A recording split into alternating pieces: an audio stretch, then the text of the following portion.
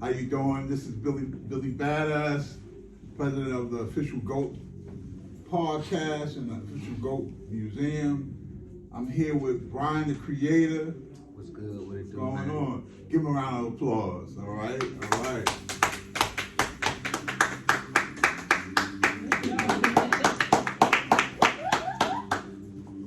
You know, we got an audience today. Normally, I don't have a lot of audiences. We like to have it just the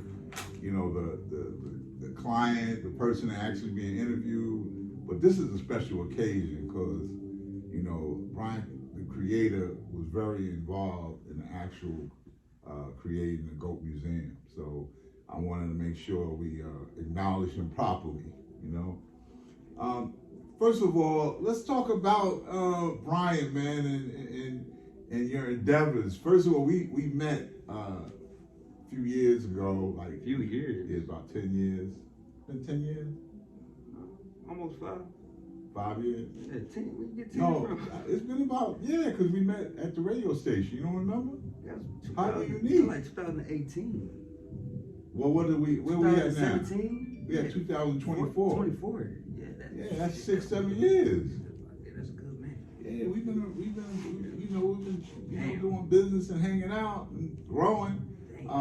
But we started at the radio station. Highly Unique was the station I had a show on, and I saw Brian and we kicked it. I saw some of his artwork, and I was very impressed with the artwork that he was doing, and it just morphosized itself into what we have now, the GOAT Museum.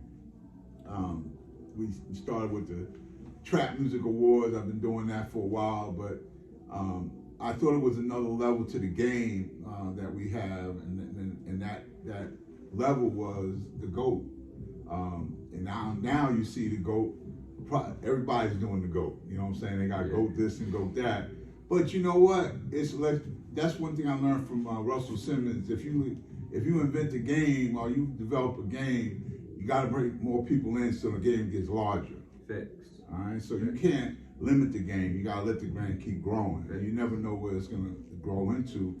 And if you're in the beginning of it, that means you're actually part of it. So Brian, let's talk about your direction and. Call me B too. Call me B in this interview. I want to be called B. I think Brian is kind of like, It's Brian your name, though. Yeah, Brian. Hey, listen, we gonna get this because we know each other, so he gonna. Brian like Superman on his day off. When Superman just chilling and working with his suit on. Okay, so B is when you stick your chest out and throw the B. Yeah, when I get in my zone, that's B. You know what I'm saying? So, all right, first of all, let's have a toast, man. Let's have a toast. To success.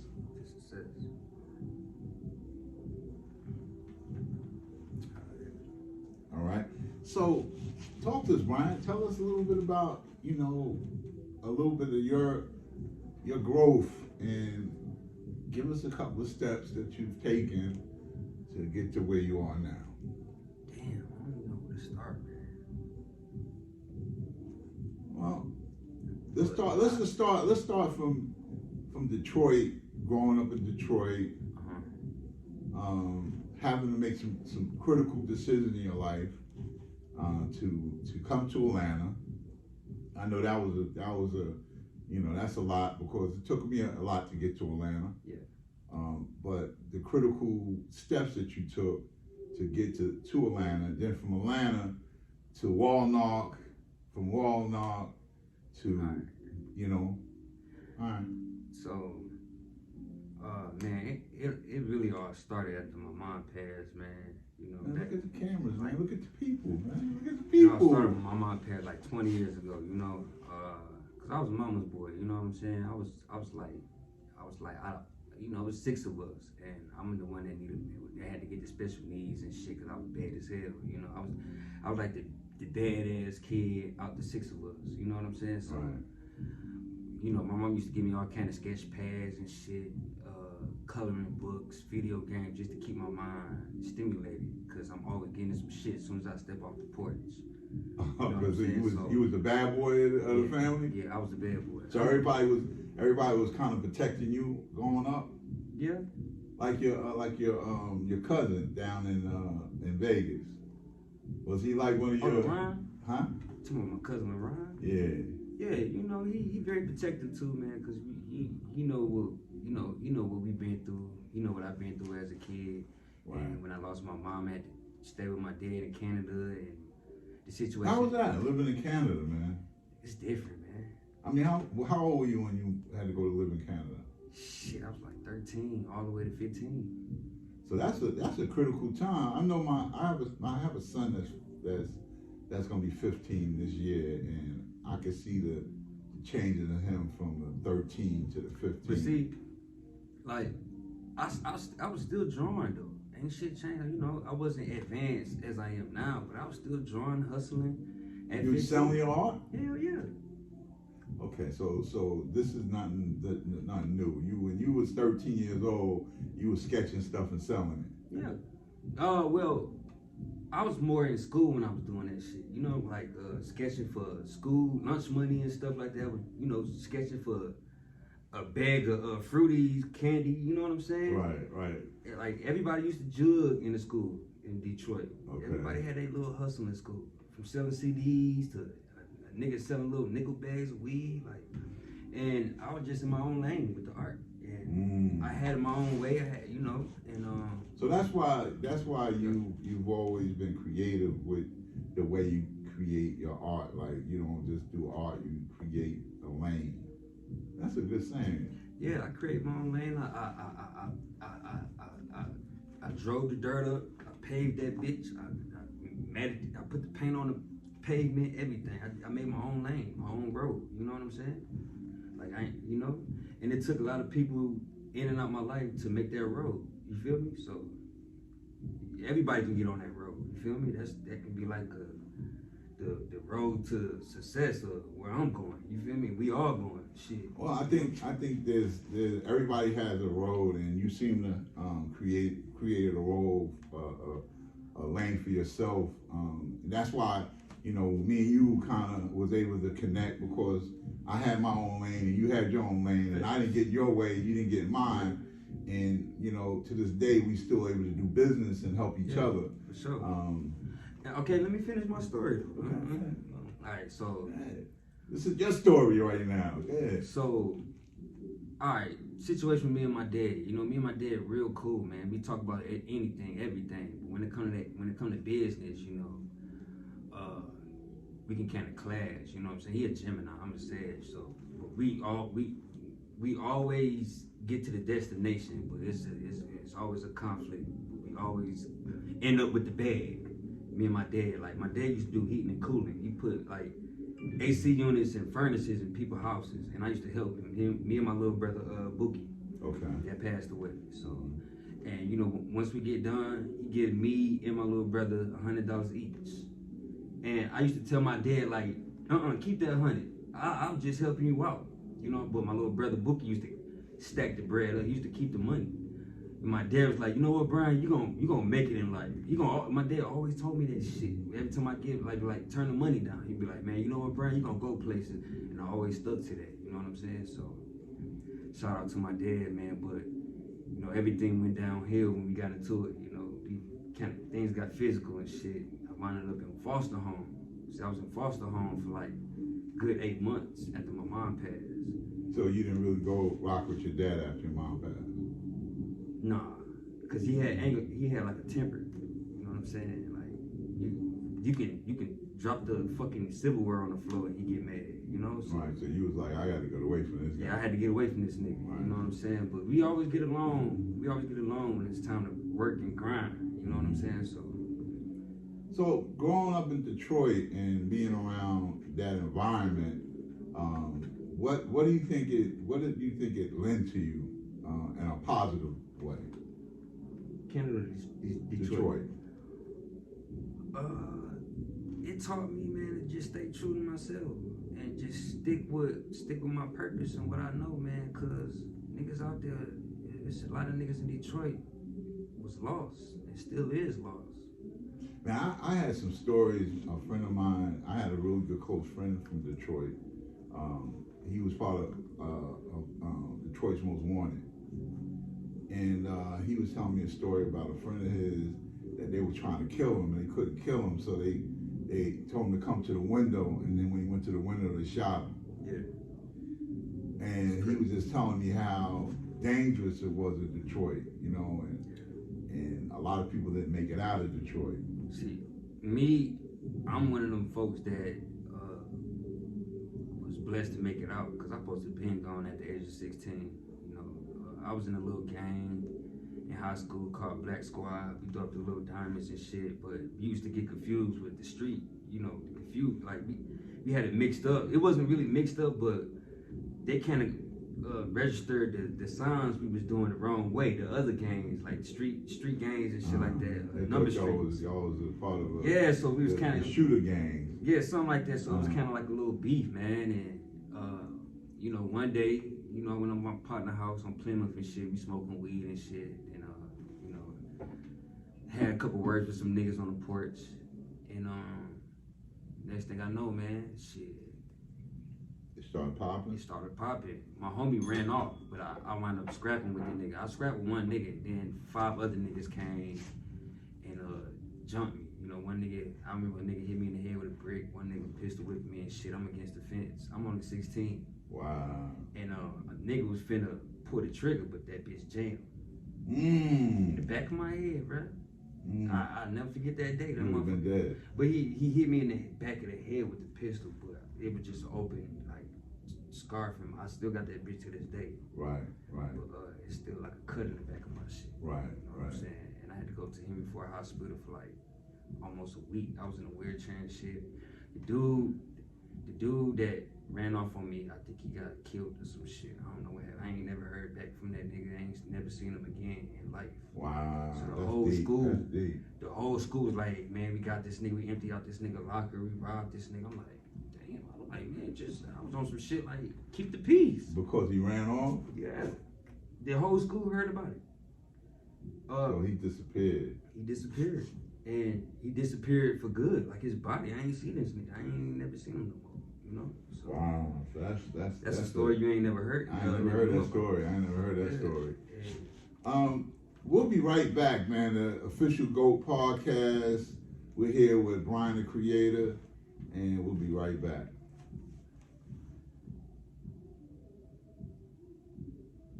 All right, so let's start it over again. Now, where you want to go with it from here? Shit, we keep going. I mean, no, I'm just saying. It's gonna get to this point. All right. Yeah. Okay. How you doing? We're back. The official G.O.A.T podcast. I'm here with Brian, the creator. We get into the nitty gritty. He told me some stories I really, be honest with you, I didn't even know. I didn't know about the wheelchair. A lot of shit, man. I gotta tell you, man. You know, we gotta catch up.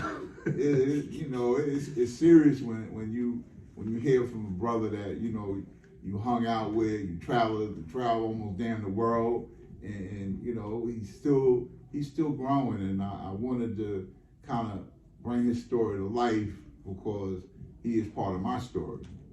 So let's talk about the next step from leaving Detroit and leaving Canada. All right, so moving back to Detroit, that's when that situation happened when we got shipped from Canada back to the city. You know what I'm saying? Right. So after that situation, when I got jumped in the city, my cousin was like, fuck that, I'm moving you down south, where it's more chill. And I'm like, no, I'm not going where the chickens at, the farms. I'm not going in no fields. Which cousin is this? Oh, my cousin Lakita. Okay, I'm not familiar with Lakita. Yeah. You seen her one time. She came through the. Oh yeah? Yeah, she came through the shop and shit. Okay. Kicked it in West End. Shout out to the pharmacy, man. Shout out to the pharmacy, man. Let me give a shout out to the pharmacy, man. Shout out to April, man. Shout out to Andre, man. April, shout out to Tarvis. What's going on? What's going up? You know what I'm saying? For real. So yeah, you met Keita at the pharmacy. So Yeah. she moved me down south. You know, She just told you to get your gear. She drove you down here. she gave me an option. She's like, do you want to stay in Detroit and basically live your life like this, or you want to come down south and experience a new opportunity? So I thought about that situation that happened and shit. You know, ain't nothing good was going for me in Detroit, man. You know, my ain't shit good was going in Detroit. It's all dark, fucked up. You know what I'm Now saying? let's talk about your painting career in the same time of that. Okay, boom. Like where were you at as a painter when you left? Like, because you know these steps that you went through carries a weight in where you are as an artist too. Because you it's like me. I'm finna get there. You know what I'm saying? Yeah, I'm finna tell you. Yeah, don't you know what I'm saying? You know, I'm gonna let you get there. You gotta be patient. Man, you got a lot of shit. You know Man, what I'm listen, saying? we've been waiting on this shit for 2 years. Yeah, you know, but it's all about understanding somebody's story so that you can understand why he's built the way he is and why I'm built the way I am.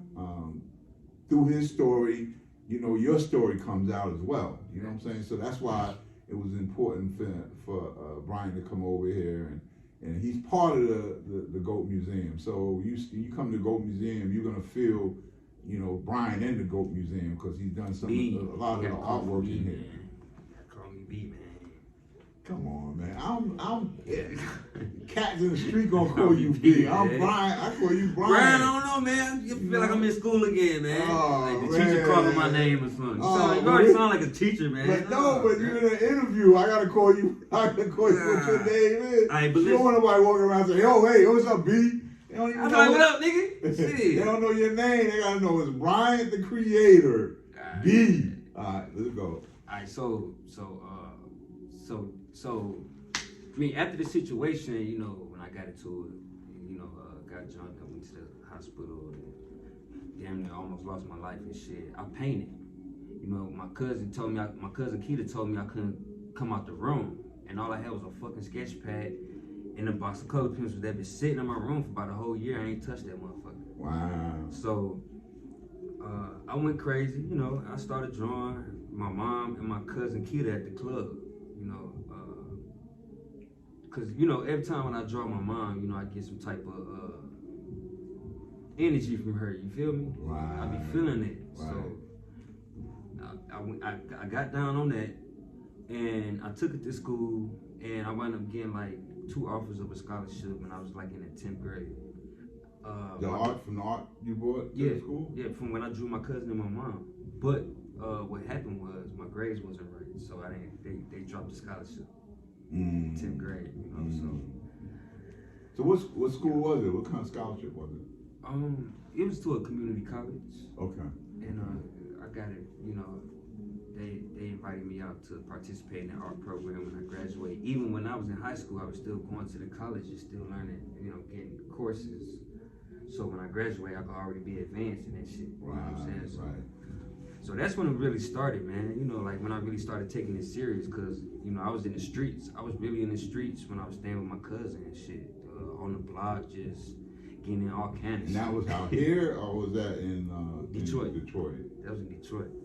Man, I went to Detroit, man. I did an event out there. I got so scared. Not that I was afraid, but people in Detroit don't really tell you what they're getting ready to do to you. No. Hell no. You know, they laugh and smile. It's like a city, to me, is like, you know, if you ain't from there, they don't want you there. Don't come there trying to infiltrate and trying to. Cause they'll peep that shit out fast. You know, they'll see right through that shit. You gotta, some 100 straight communicate, straightforward shit in Detroit. They ain't playing with you out there. They don't like a motherfucker faking shit. Yeah, that's just the vibe of Detroit, man. So I got that from Detroit, man. Just being aware of everything going on around me, you know, and being still moving like I'm in the streets and throughout life, period. You know what I'm saying? So I still got that part of me. Remember the time we was at the coalition and I told you was time to leave, and you looked at me. I was like, I was on the fuck out. I felt the energy in the room. The energy in the room was like, it was like something was gonna happen. All of a sudden, it was like boosh, and we all moved out the way. And that's the energy you're talking about, because I get that same intuition from being from New York. Yeah. You know, like I can tell when things ain't right in the room. You know? You told me too, man. I was like, man, listen, man, I'm working on this painting. I'm trying to get on the stage. What is you talking about, man? You know, I like, Billy, just stand back a little bit. I'm trying. I wanted to tell you, and I'm like, man, just stand back while I paint, man. I'm trying to. You know what I did did when you told me that? I started backing up towards the door. Yeah. I started backing up you towards really the backed door. up, like, man. I I'm like, started fuck backing this up shit, towards man. the This door. nigga just gonna leave I like was this. at the door when that shit happened. I was Yeah. already at the door, the front door. So you know we got you know we know when the energy ain't right. You know what I'm saying? For sure. And that saves your life though. Not really. Ain't nobody got the shooting and shit. No, I'm just saying in general, like you don't realize, man, that you know sometimes things like that save your life. Like you know, like when we was in L.A. that time. Oh man, You know what I'm saying? You really want to bring that up? No, but I'm just saying, like we was in the parking lot and my man went to the car to get his shit. Yeah, you know what I'm saying? We both got down. And I'm like, hold up, man. He's like, man, I'm bringing my shit. He went in the trunk. He came out with this big ass gun. I was like, oh shit, somebody gonna get shot. But see, you was still behind the car. I was trying to grab my paint bucket and get right behind the car again. You know, you didn't go anywhere. You could have went anywhere and left me. You know, you stayed right there. You had the strap and shit. Yeah. So we was good, man. I knew, you know. You know, but that's one thing that I learned about life, man. Life teaches you a lot of lessons, and you can learn them and be able to understand where they at, or you can, you know, it could be your demise, you know. Yeah. So I'm glad that me and you still learning. Yeah. You know what I'm saying? For sure. So let's talk about your art now, and you have two distinct styles. One is abstract concepts, which is one down here, and one that's a portrait that's up here. Yeah. And you know, the portrait was the vibe that I needed for the G.O.A.T Museum, and we talked about it, and you know, you understood my vibe and what I was looking for, and you know, now you know it shows where we at. So anyway, going back, there's two distinct styles of Brian the Creator. So let's dig into that, and we'll be right back. The official G.O.A.T podcast. You know, we gotta break this up into about 3 or 4 segments. Yeah. All right, we'll be right back. You.